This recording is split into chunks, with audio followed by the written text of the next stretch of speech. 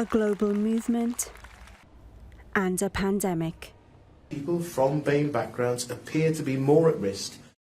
Both have changed the way we live, but they have more than just one thing in common. They've highlighted the structural, social and health inequalities Black and ethnic minorities can often face. A lot of emotions of anger, frustration, anxious, just not for this time but for the future as well. You think these things could happen to you, I could be discriminated against just because of where I'm from or what my skin colour is or what my name sounds like. BAME people are dying at disproportionate rates. I need to feel like a protector, and at 21 years old you don't usually really think like that, and then a lot of people are like, well, you're just overreacting, but they don't understand it's far from normal for us still. Public Health Wales say 30% of BAME people in Wales have felt more anxious, and over a quarter feel more worried about their mental health since lockdown. And although they're more likely to develop mental health conditions, they're less likely to access counselling. Have you talked to anyone about how you're feeling? Not really. Sort of a taboo for you to sort of go outside of your community to seek help and go to somebody who doesn't understand your culture, doesn't understand your language, or there's the whole, or you're just seeing things, or it's religious reasons. The Welsh Government say they are taking additional action on how to help BAME communities access support. But with barriers around language and the lack of cultural understanding, how do you stop people like Nirishan, like Samia, becoming another statistic?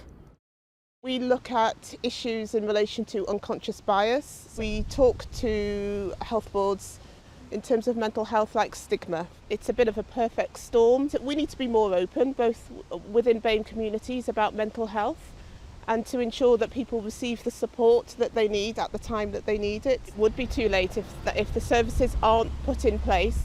Amy, now 54, had a traumatic childhood. I was in a lot of pain, but it was such a regular thing that I wasn't even aware of it. We didn't do feelings in my home. And I can totally understand why, because my parents came here in the 60s. What they were concerned with was earning enough money to put food on the table, to pay the mortgage, to pay the bills. But trauma stays with you if you don't unpack it. Postpartum psychosis and a nervous breakdown forced Amy to seek help. But it was by chance her counsellor was BAME, and she's never looked back. She parented me until I was able to parent myself. She loved me until I was able to love myself, because she understood where I was coming from. She understood the whole family dynamics of a West Indian household. And it sounds like she really changed your life. She completely changed my life. I stopped medicating with drugs and alcohol. I now sing. I released an EP in April. She gave me my dreams back. I'm able to dream once more. Hi guys, welcome back to Let's Talk Ethnic. Nirishan, Samia and Munira aren't leaving it to chance. They've started a podcast to talk about the things Amy never could, in the hope that they can reach the heights that Amy has. An example of how life can be with the right support and access, no matter your background. Tahmina Alam, ITV News.